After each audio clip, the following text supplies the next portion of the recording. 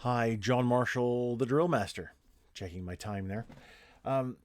If you go to my website and click on blog as of today, there we go. The most recent article that I furiously wrote yesterday, and then sent to my friend Devon Simper, Professor Flag, to get his take on it. It has to do with carrying foreign national colors. Now, I think this is so important that I'm doing a video on an article that I've done. Excuse me. And I'm going to try and make this as quick as possible. I want you to know I was active duty for 20 years. I've been retired for almost 20. I've got 2 more years to go. This is 2023, 2 more years. And I'll have been retired 20 years. It's absolutely incredible. Time has flown by.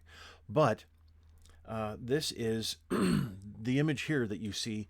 This is the Spangdahlem Air Base Honor Guard from the recent past.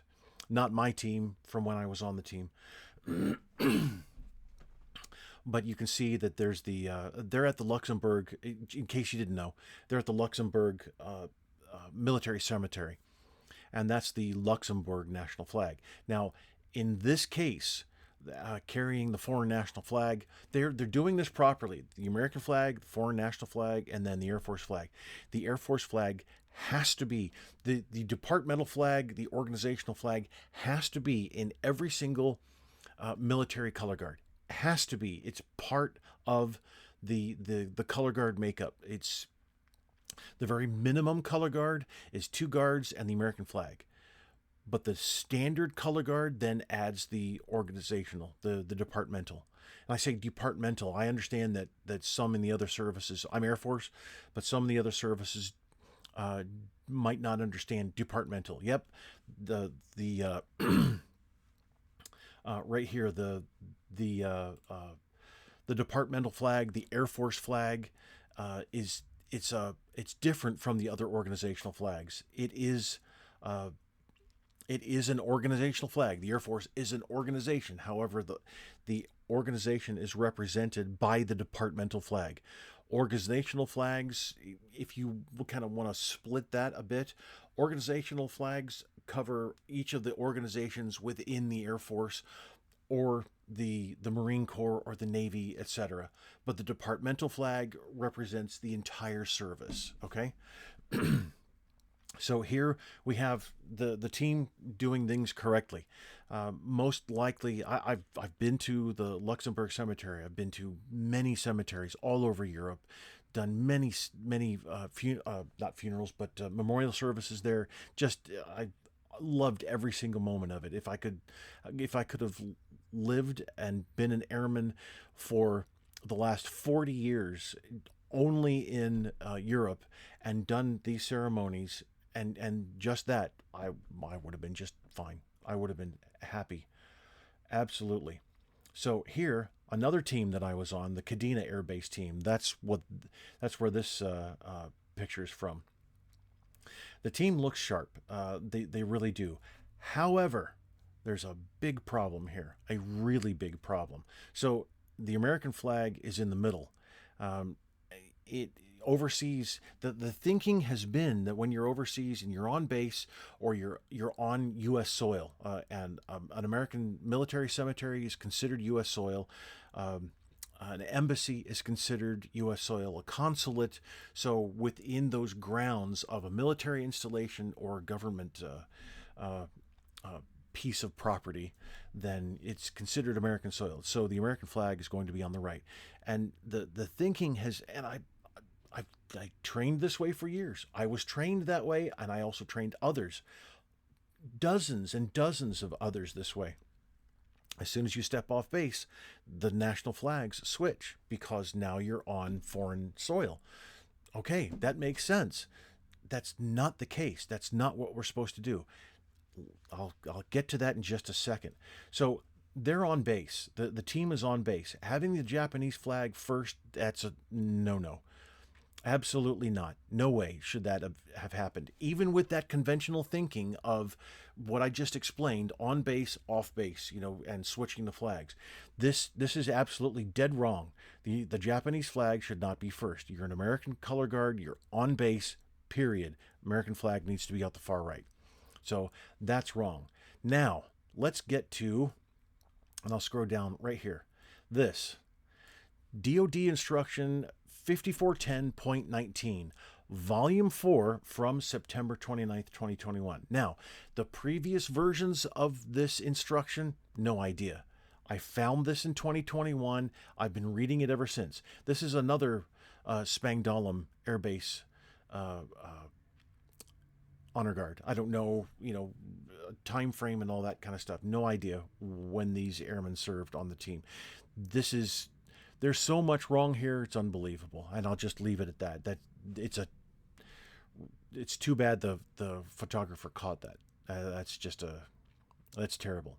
Anyway, I want to scroll down. You can read the rest of the article. I'll leave a link below. But right here,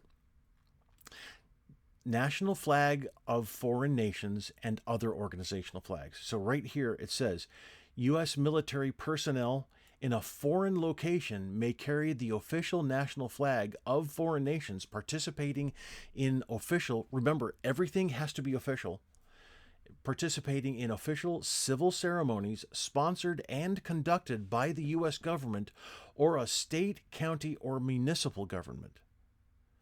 An official, this is key right here, an official of the foreign nation concerned must be present in an official capacity to receive such honors. That means that the Spang team right here, fine. Most often with the cemeteries, there is a local government official, and then also sometimes there's somebody from the State Department. There's the individual who's in charge of the embassy. Now, it escapes my head. The individual from the State Department who's at the embassy, who's the foreign minister, something like that. I'm sorry, can't think of the name or title off the top of my head. But there's usually some foreign national, local dignitary from the local government there as well. So this is proper, carrying that foreign national flag. However, if there's nobody there from the local government in an official capacity, and that means that they have to get up and they have to speak, not just attend. Anybody can be in the audience, that's fine, but if they're not up and speaking at the ceremony, then this is wrong. That's what this paragraph means. This is, Kadena, what's going on there? Anyway, right here, an official of the foreign nation concerned must be present in an official capacity. The official must be an individual to whom honors are normally rendered, and that would be, local government, even the foreign nation's government, at whatever level. So here, in all other public programs or ceremonies, service members in uniform and in an official capacity must not carry flags of foreign nations, veterans groups, or other non-military organizations. So, for those of you who wonder why I constantly harp on stop carrying that flag, when I'm most likely talking about the POW flag, this is why. It's this last little statement right here. Or other non-military organizations. The League of Families is not a military organization. The POW MIA flag is not a government flag. It's the flag of an organization that was created to do all kinds of things in the field of POW MIA. And I'm thankful that they exist. I'm thankful for all the work that they do. But stop carrying the POW flag. It's only carried as the personal color, only as the personal color of a former POW at that POW's funeral. That's it. It's never carried in a color guard. I'm sorry if that's something that you don't like. I really am.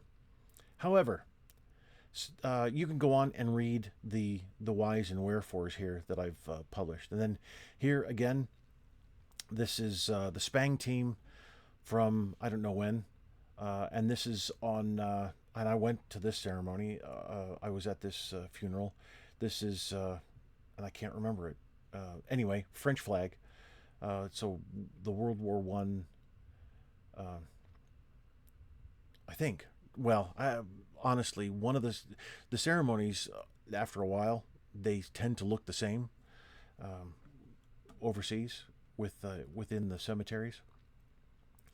Anyway, this is huge. This is really big, and our and this okay. So I posted Air Force colors here, and I get it if you're wondering about other services. This applies to everybody. This is a DoD instruction. It applies to all services, everybody overseas, and especially the soldier who contacted me a couple of weeks ago. And I told you I do some research, and even though I got that email from you know where, the high up agency, even though I got that email with I don't know, I still kept searching. I still kept reading, and here it is.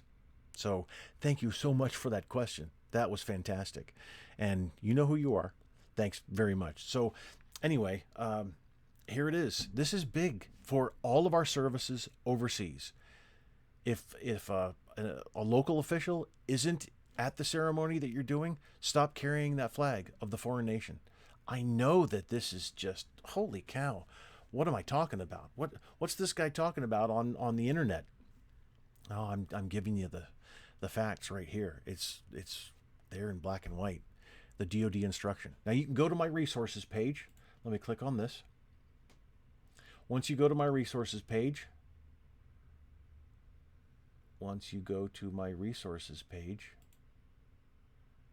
come on, man. All right, hold on. Let me pause this.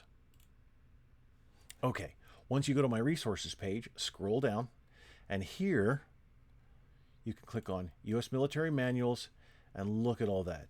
You can download all those and read forever. But there it is right there. DoD instruction 5410.19, Volume 4. It's community outreach activities, ceremonial, musical, and aerial event support. So, and then there's another one here, this DoD instruction, and then a DoD directive, and the memorandum for the DoD directive, and then there's tons of information. And why it all isn't in one place, don't ask me. It's a bit annoying, honestly. All right, so there you go. Go read my article and then start educating your people. Stop carrying that foreign national flag.